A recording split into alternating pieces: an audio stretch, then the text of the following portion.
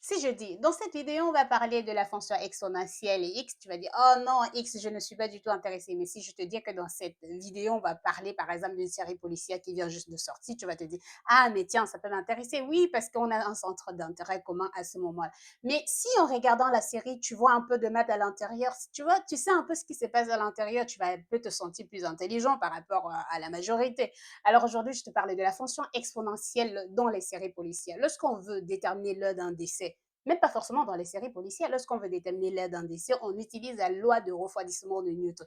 Cette loi, en fait, utilise la fonction exponentielle et pour utiliser ça, il suffit juste de connaître la température du corps, la température normale du corps qu'on connaît déjà qui est 37 degrés, et aussi la température de l'environnement dans lequel on a retrouvé le corps de la personne. Mais en plus de ça, regarder un intervalle de temps et voir comment est-ce que la température du corps se refroidit. Et voilà comment on utilise pour déterminer l'heure du décès. Alors, dis-moi en commentaire si tu savais de quoi il s'agit.